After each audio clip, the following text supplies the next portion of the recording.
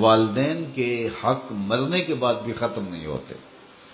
اعلی حضرت عظیم البرکت امام اہل محبت امام الشاہ احمد رضا خان فاضل بریلوی علیہ رحمہ نے تو باقاعدہ اس پر رسالہ تصنیف کیا اور مختلف احادیث سے 12 حقوق کا ذکر کیا جو مرنے والوں کے بعد ان کی اولاد کے ذمے عائد ہوتے ہیں۔ ایک حدیث میں 4 حقوق کا ذکر ہے، ان میں سے سب سے پہلا حق یہی ہے الصلاۃ علیہما، ان پر جنازہ پڑھنا، تجہیز و تکفین تدفین یہ سب جس کے زمرے میں آتی ہے، تو یہ پہلا حق ہے۔ اور اگر اولاد خود جنازہ پڑھائے تو ان کی سعادت ہے، اور کسی نیک صالح شخص سے جنازہ پڑھوایا جائے، اس کا اہتمام کیا جائے، اور اولاد خود بھی جنازہ پڑھنے کی اہلیت اور صلاحیت رکھتی ہو تو یہ کتنی بڑی بات ہے۔ دوسرا حق استغفار لہما، ان کے لیے بخشش کی دعا کرنا۔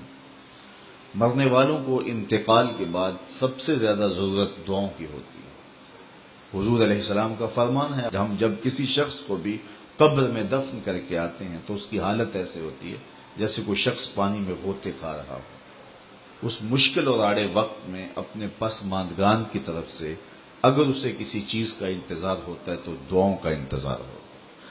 کسی کے ہاتھ اٹھ جائیں اور کوئی میرے لیے دعا کرے، ابھی سے سوچ لو انجام اپنی طوطا چشمی کا، قبر میں تم کو بھی ضرورت ہوگی دعاؤں کی۔ اور میں کہتا ہوں کہ اگر اولاد صالحہ ہے، اولاد نیک ہے، تو دعاؤں کا تسلسل بھی جاری رہے گا، اور خود اولاد کا وجود صدقہ جاریہ ہے۔ اولاد اگر عالم دین ہے تو وہ علم نفع بخش ہے، ماں باپ کو قبر میں نور اور روشنی کا ذریعہ ہے۔ امام نبہانی علیہ رحمہ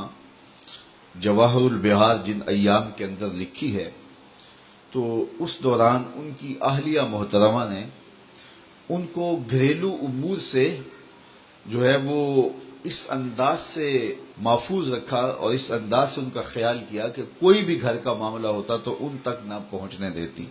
کہ میرا شوہر رسول کریم صلی اللہ علیہ وآلہ وسلم کے فضائل لکھ رہا ہے اور حضور کی عظمتوں پر جو ہے وہ کام کر رہا ہے، اور میں ان کو گھریلو الجھنوں کا شکار کر دوں، یہ نہیں کروں گی۔ تو امام نبہانی نے وہ کتاب مکمل کی۔ اس دوران ان کی اہلیہ نے چونکہ اپنے شوہر کو گھریلو الجھنوں میں مبتلا نہیں ہونے دیا کہ یہ حضور کے دین کا کام کر رہے، تو اس سلے کے اندر امام نبہانی کی زوجہ محترمہ کو 4 مرتبہ حضور کا دیدار نصیب ہوا کہ تو نے میرے خادم دین کے لیے آسانیاں پیدا کی ہیں۔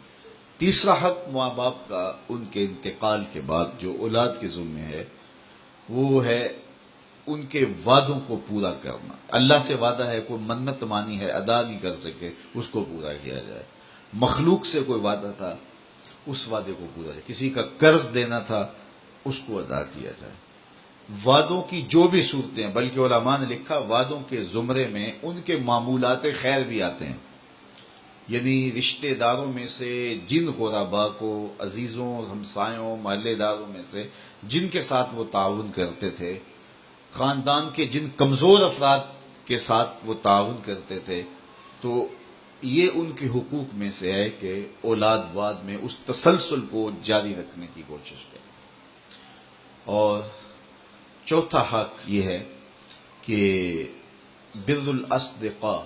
باپ ہے تو اس کے دوستوں کے ساتھ، ماں ہے تو اس کی سہیلیوں کے ساتھ حسن سلوک کیا جائے۔ چچا باپ کی جگہ پہ ہے، خالہ ماں کی جگہ پہ، تو ان کے انتقال کے بعد وہ رشتہ دار جب گھر آئیں تو ان کو اسی طرح پیار، اسی طرح محبت، اسی طرح عزت اور آبرو ملے، اور جس طرح وہ ان کے ساتھ ملتے تھے اور ان کی محبت تھی، ان کا تعلق خاطر تھا، تو اولاد اس کو، رشتے کو نبھائے اور اس کو برقرار رکھے، اور اس سے ان کی قبر میں روح خوش ہوتی ہے۔ تو یہ 4 حق ایسے ہیں جو مرنے کے بعد بھی اولاد کے ذمے لازم ہوتے ہیں کہ وہ اپنے ماں باپ کو مغفرت کی دعاؤں میں یاد رکھے اور ان کے لیے اللہ کے حضور التجائیں کرتے رہے۔ جو شخص ہر جمعۃ المبارک کو اپنے والدین کی قبر پہ سورہ یاسین کی تلاوت کرتا ہے تو اس کی بھی مغفرت ہو جاتی ہے اور ماں باپ کی بھی مغفرت ہو جاتی ہے۔